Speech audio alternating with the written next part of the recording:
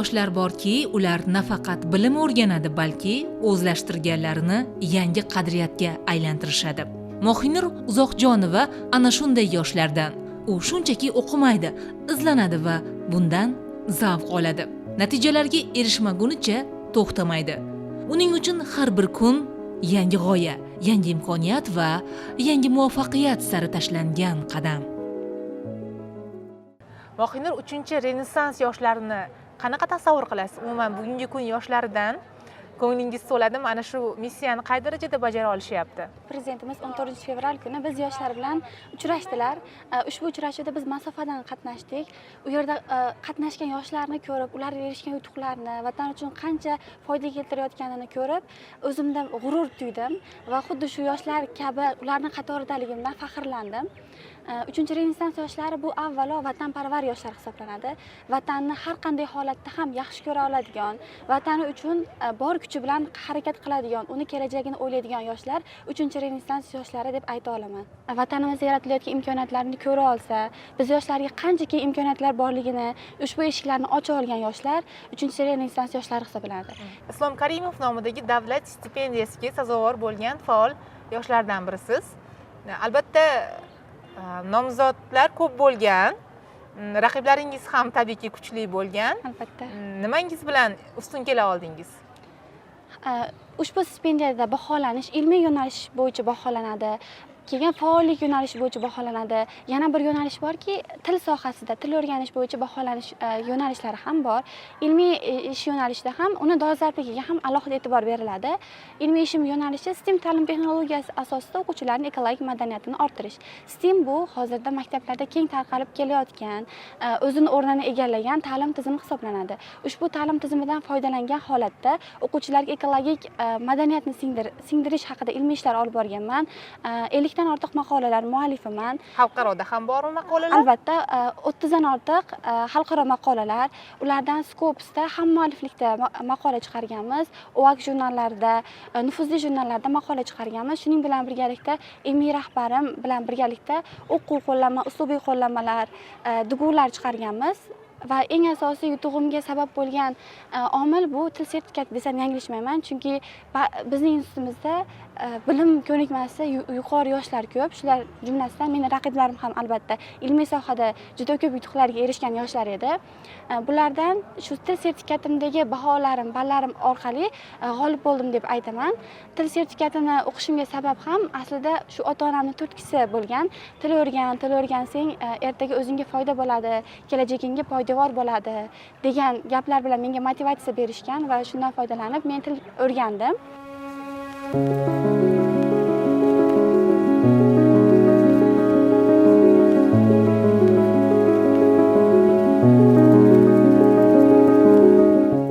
Andijon pedagogika institutining biologiya yo'nalishida tahsil olayotgan Mohinur hayotini ilm bilan bog'ladi va bu yo'lni o'zining asosiy missiyasiga aylantirdi. Uning harakatlarida shunchaki o'qish yoki o'rganish yo'q. Qahramonimiz yangilik yaratish uchun yashaydi.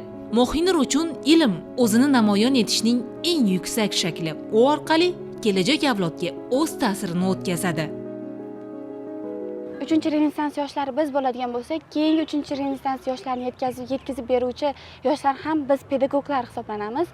Shuning sababdan ekologik muammo, uni yechimi haqida men maktabdagi boshlang'ich o'quvchilarga yetkazib bera olsam, ushbu muammoni ko'rishni o'rgata olsam, ularga foyda keltirgan bo'laman. Ilmiy sohada, ilmiy maqolalarda ham bir qancha takliflar keltirganmiz. Bunga misol qilib, ya'ni STEM endi baribir o'qitish texnologiyasi, ta'lim texnologiyasi, yangicha uslub, shunga ekologiyani bog'lagan holatda, ya'ni bitta daraxt bir kunda bitta inson nafas olib chiqargan karbonat angidridni yutib, unga kislorod ajratib berishda katta ahamiyatga ega. Hozirda yurtimizda transport vositalari ham juda ko'p. Shu transport vositalaridan chiqadigan is gazi, insonlar ajratib chiqaradigan karbonat angidridni bitta daraxt qanchada yutib, qanchada kislorod ajratib berishi haqida maqolada yoritib berganmiz va ushbu o'quvchilarga yetkazib berishda ham shundan foydalanganmiz. Avvallari o'quvchilarga shu tabiat haqida mavzular o'tilganda o'simlik haqida, uning tuzilishi, bargini tuzilishi, tanasi tuzilishi haqida ma'lumotlar berilgan bo'lsa, men yozgan maqolalarda STEM ta'lim texnologiyasi, ya'ni STEM tabiiy fanlar, texnologiya, art san'at, matematika shularni qamrab olib ularga yetkazib berganman. Ekologiyada san'at qanchalik kerak? Shu savol tug'iladi, tabiiy. Albatta, ekologiyada san'at, ya'ni bu har bir o'simlikni rivojlantirish katta ahamiyatga ega, lekin o'quvchilarga yetkazib berishda siz tabiatga olib chiqishingiz mumkin, lekin boshqa fasllar, qish fasliga to'g'ri kelib qoladigan bo'lsangiz, bunda ularga qanday ekologik ahamiyatni yetkazib bera olishga qiynalasiz. Shu paytda san'atga yuzlanasiz. Ya'ni san'atdan u ekologik muammoni uyg'unlashtiruvchi rasmlardan foydalanishingiz mumkin. Ularning yechimlarini ham rasmlardan, videoroliklardan foydalangan holatda o'quvchilarga yetkazib berishingiz mumkin. San'atning ahamiyati shunda. Matematikachi unda. Matematikada biz ko'proq har bir fanning negizida albatta matematika yotadi. Bitta daraxtda qancha kislorod ajralib chiqishi, uning soni, qancha karbon angidrid yutishi, uning ham soni, hammasi matematik sonlar bilan belgilanadigan birliklar hisoblanadi. Ularni yetkazib berishda shundan foydalanamiz. Ekologik tarbiya shundoq ham an'anaviy tarzda maktablarda o'quvchilarga singdirib kelingan, lekin siz taklif qilayotgan loyihalar bilan, g'oyalar bilan qanday ustunlikka erishishimiz mumkin? Maktablarda ekologik madaniyat haqida tushunchalar avvallari sen axlatni yerga tashlama, bu ziyon deb aytilgan, lekin uning qancha ziyon keltirishi, qanday oqibatlarga olib kelishi bu matematik birliklar bilan ifoda etilmagan. San'at sohasida ham tasvirlarda uni ifoda etilmagan. Ya'ni o'quvchilar uni ko'z oldiga keltirishlari qiyin bo'lgan. Ya'ni faktlar bilan yondoshasizmi shunda? Faktlar bilan, aniq faktlar va matematik birliklar bilan yondashgan holda o'quvchilarga yetkazib beramiz. Ularning tasavvur qilish qobiliyatini rivojlantiramiz. Hozirda biz pedagogika institutida 4+ kommunatlari bor. Ya'ni bunda haftaning 2 kunida maktablarda amaliyot qilamiz, 4 kunda o'qiymiz. Shu 4 kun olgan nazariy bilimlarimizni, shu yozilgan maqolalardagi keltirilgan ma'lumotlardan foydalangan holatda boshlang'ich sinf o'quvchilariga ko'proq vaqtimni boshlang'ich sinflarga sarflayapman. Shu boshlang'ich sinf o'quvchilariga ekologik madaniyat haqida darslar o'tib boryapman va kuzatuvlarim natijasida ayta olishim mumkinki, ularda ancha ijobiy tomonga o'zgarishlar bo'lgan. Ya'ni shu axlatni yerga tashlayotganda ham ular o'ylaydi, ya'ni tashlama deydi. Yonidagi sherigiga ham aytadi, axlatni tashlama. Sababi bu axlat chirimaydi, buncha yil davomida shu yerda qoladi va bizga zarar yetkazishi mumkin degan gaplarni sheriklariga ham yetkazishini kuzatganimiz bo'ldi. Albatta, ularda dastlabki tushunchalarni yetkazib berish birmuncha qiyin bo'ldi.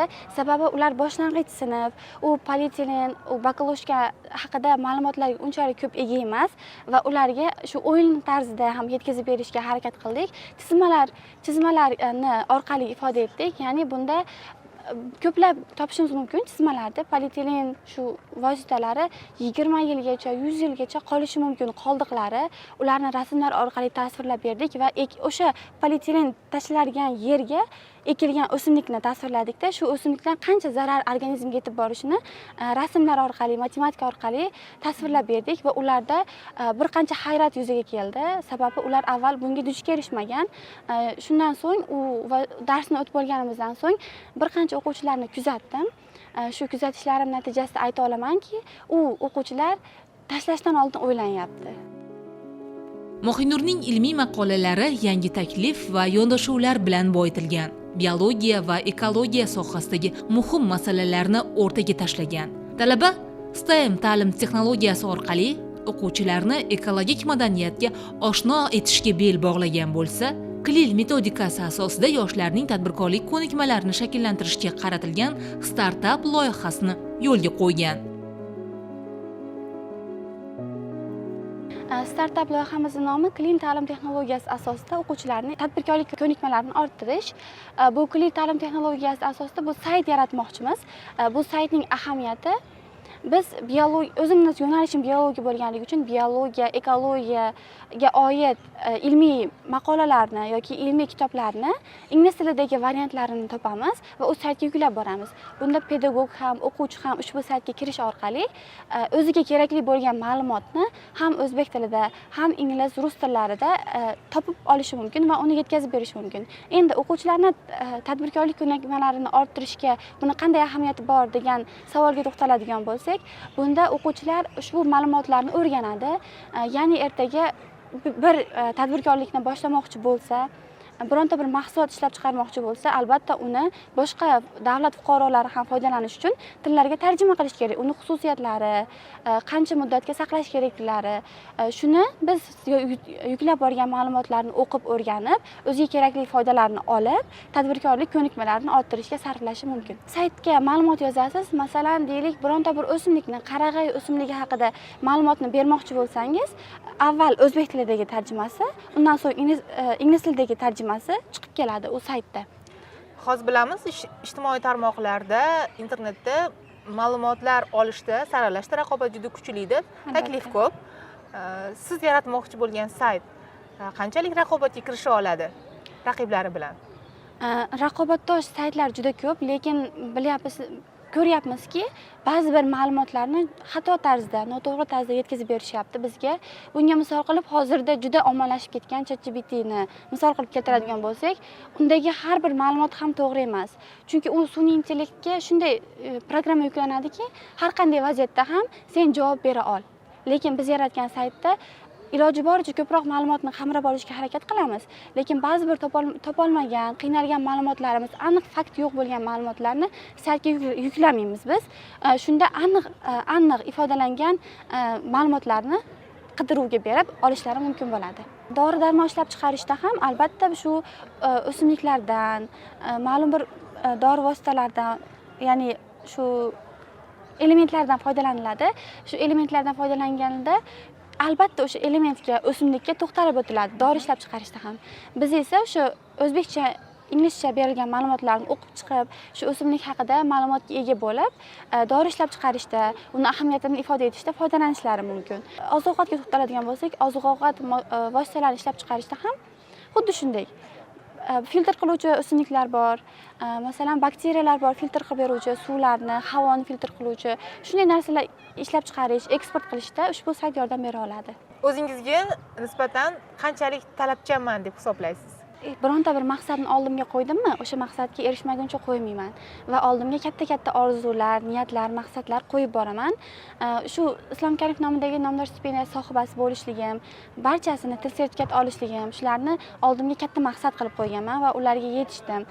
Hattoki oliy ta'lim muassasasiga topshirib kirish ham bu meni katta maqsadim bo'lgan. Ushbu maqsad yo'lida tinib tinchimasdan o'qib, tayyorgarlik jarayonlarida ham katta kuch bilan harakat qilganman va ushbu Andijon davlat pedagogika instituti talabasi bo'lishim ham meni bu katta yutug'im bo'ldi. Karyeramga kirishimga ilk qadamim shu institutdan boshlandi desam yanglishmayman. O'zimni ochilmagan qaralarimni ham ushbu institutda ochib bordim. Zulfiya nomidagi davlat mukofoti sohibasi bo'lish, kelajak bunyodkori medalini olish. Bu meni hozirdagi katta maqsadlarim, oliy ta'lim sohasidagi ushbu maqsadlarimga erishish yo'lida hozirda harakatlarni olib bormoqdaman. Ya'ni ilmiy maqolalar ustida yana ishlamoqdaman. Ilmiy ishim ustida yangi ilmiy yangiliklar qilish ustida ishlamoqdaman ilmiy rahbarim bilan birgalikda. Va hozirda yana aytishim mumkinki, institutdagi katta maqsadlarimdan biri bu o'zimning ta'lim yo'nalishim bo'yicha milliy sertifikat olish. Hozirda asosiy katta e'tiborimni shunga qaratyapman va yo'nalishim bo'yicha ko'proq ma'lumotlar o'qib izlanishga harakat qilmoqdaman. E'tiborimni shunga qaratganman.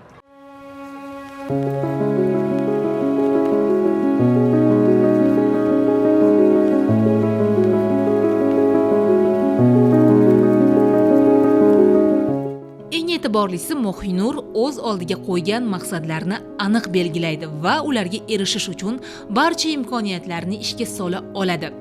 U vaqtni behuda sarflash nimaligini bilmaydi, har bir daqiqani foydali ish bilan to'ldiradi.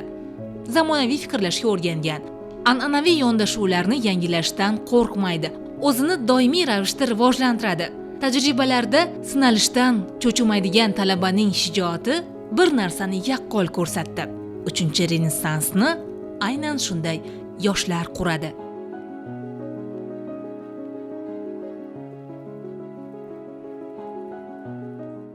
Ko'pgina yoshlar qandaydir o'zlariga imkonsizlik to'sig'ini qo'yadi, chegarasini qo'yadi. Men buni uddalay olmayman, qo'limdan kelmaydi, o'xshamasa-chi, harakatlarim zoya ketsa-chi degan fobiya bor. O'ylaymanki, bu xato fikr bo'ladi. Qila olmayman dedimi, demak u orqaga qarab ketaveradi. Lekin men bu ishni qila olaman, demak qila olmasam, bu yaxshilik emas. Qila olsam, bu meni katta yutug'im hisoblanadi degan yosh har qanday ishni uddalab ketadi. Demoqchisizki, mag'lubiyatdan ham dars olish kerak. Albatta. mag'lubiyat ham boshqa bir imkoniyat eshigini ocha oladi.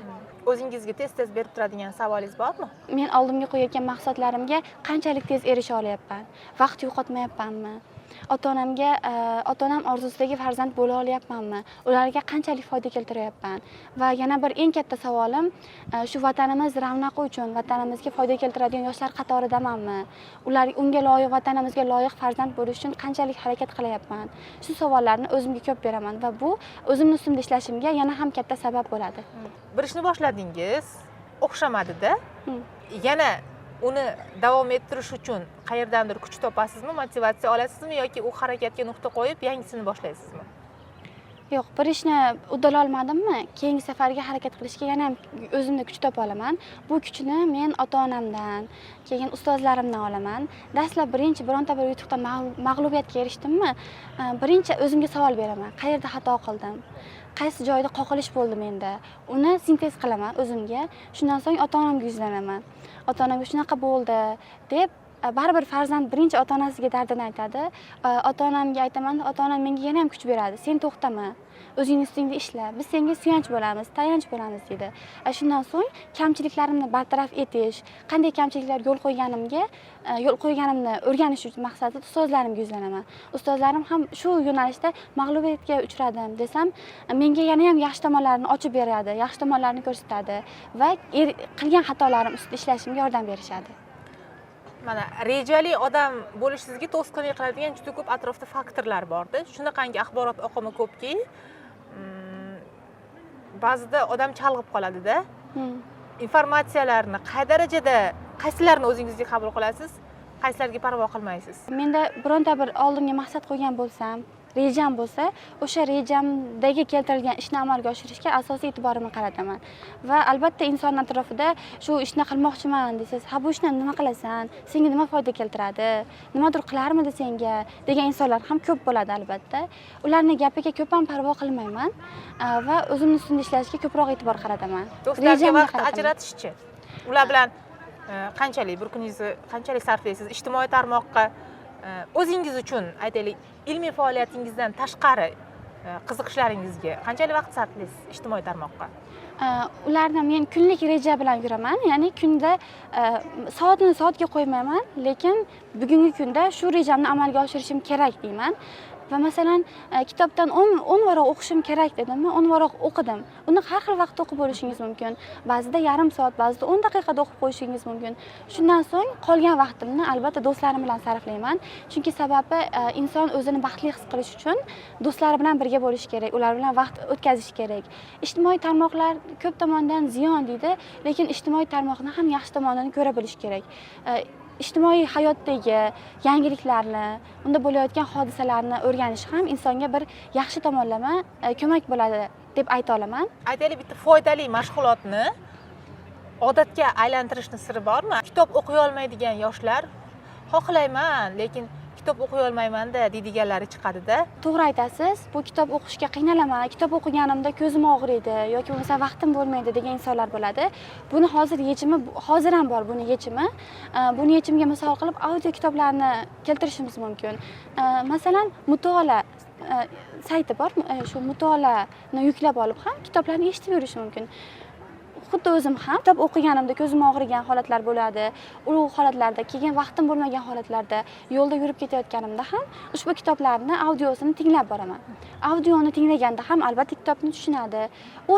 U kitobni tinglayotganda xuddi sizga bir inson shu kitobni emotsiyaga boy holatda o'qib beradi. Kitobda uni o'zingizga olishingiz, tushunishingiz ham audio kitoblarda oson bo'ladi deb o'ylayman. Chunki menga audio kitoblarni eshitish kitob o'qishdan ko'ra ancha qulayroq.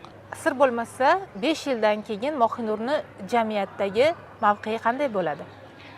5 yildan keyin men o'zimning rejalarimga qarab aytadigan bo'lsam, magistraturani bitirib, shu PhD yoqlashga harakat qilayotgan, o'zi yoqtirgan ish kasb egasi bo'lib, qulay his qiladigan ishxonada hamkasblar bilan ishlayotgan va jamiyatda ko'plab yutuqlarga erishgan, Zulfiya mukofotini olgan, kelajak bunyodkori medalini olgan, 5 ta tilni biladigan Mohinur sifatida ko'ra olaman. Shunga hozir harakat qilmoqdaman. Shu izlanishlarim, shu yutuqlarga erishishim yo'lida intilishni olib bormoqdaman.